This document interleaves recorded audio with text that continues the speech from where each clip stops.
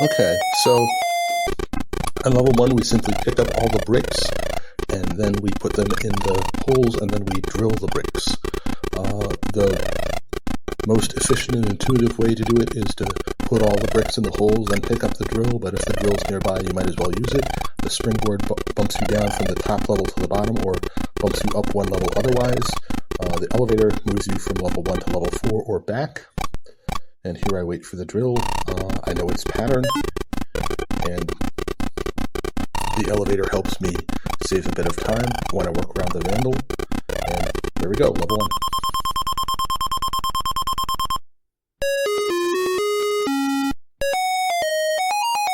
Level 2, I jumped right away. You don't have to. Here we stay just right of the right dot, and then we jump twice, then just left of the left dot, and jump twice.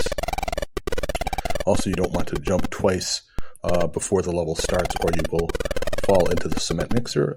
Now you want to chase the vandal, but not too closely. If your foot touches the vandal's head, you lose a life, even though it seemed like it would hurt the vandal more.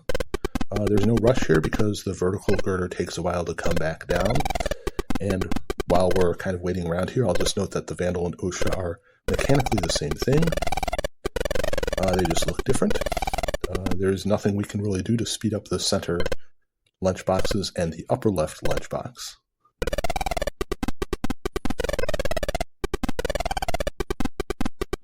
Just note you might as well prepare by getting close to the edge so that you can just jump easily. And now we will want to wait for the girder to be just above the central stable girders, and then we jump and run across and jump again. And now, an amusing death, I'm going to use a save state here if Mack misses the magnet.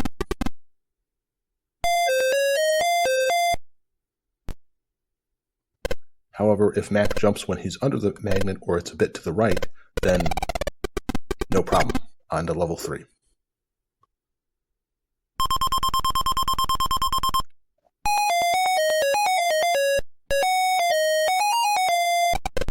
Here we drop the crates into the hoppers with the helpful in text and the arrow.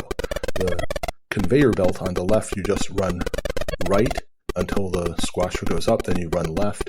Make sure to go up before the electrical wires touch you. And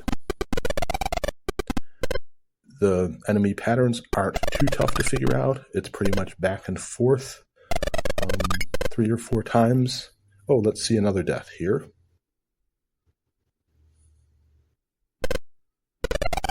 If we forget to jump, then that happens on the vertical conveyor belt.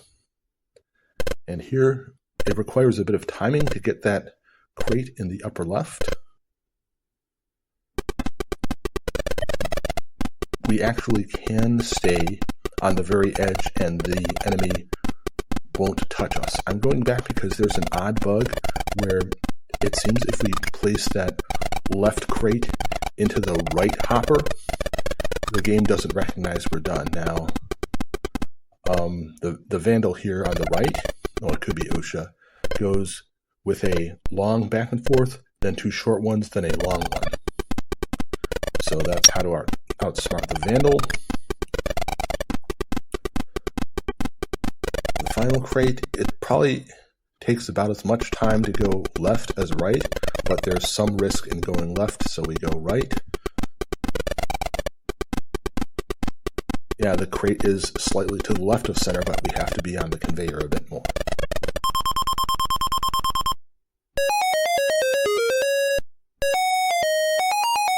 Okay, level 4. You see there are 2 enemies, and the bonus is only 4,000 as opposed to 5,000, so we need to be a bit more careful, and we can't delay.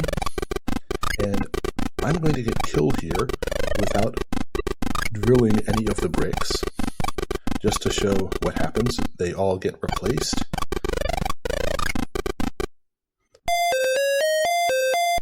This was unintentional in the original run before I added the audio. But now it's time to get to business and actually complete the level.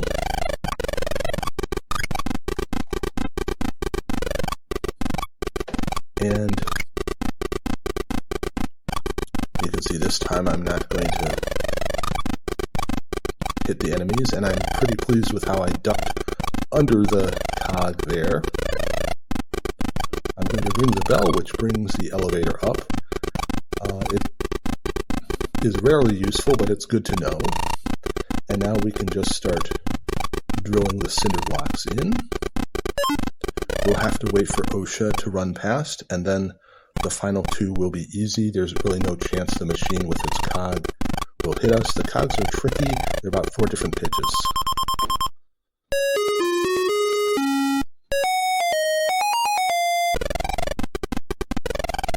Not much to say here.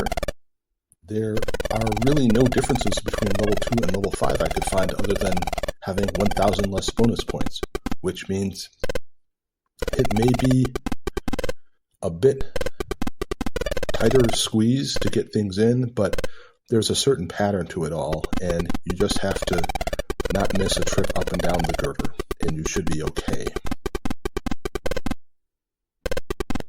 And I didn't have to rush through the squasher there to get to the girder.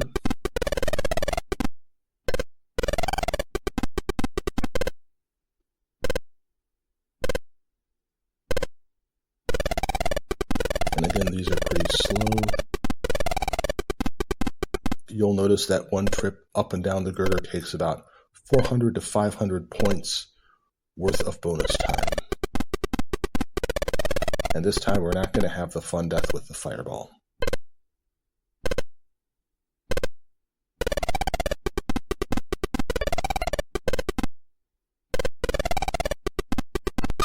On to level 6.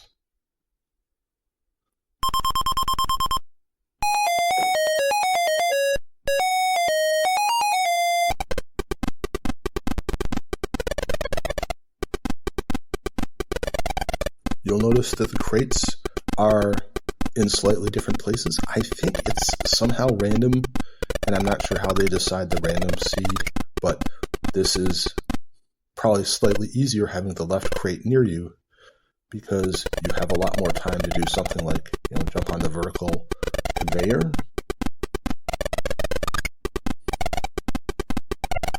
And then the crate on the right upper bit, you can just jump off the vertical conveyor at any time. And there we go.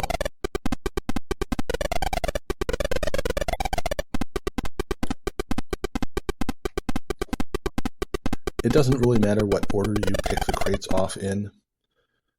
Just pick off the ones near you and then go for the one next near. I always used to pick off the conveyor belt one first, but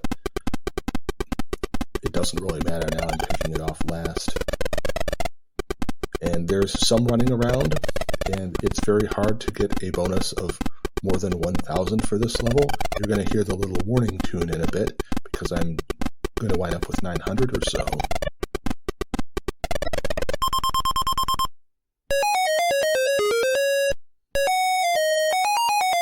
And on to level 7. I'm just going to show a silly little death here after running around a bit, and that should be it.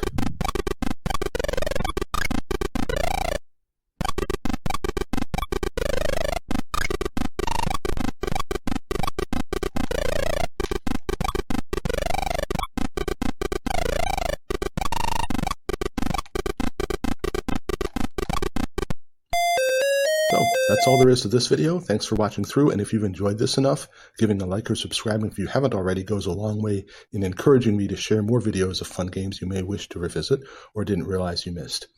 See you next video.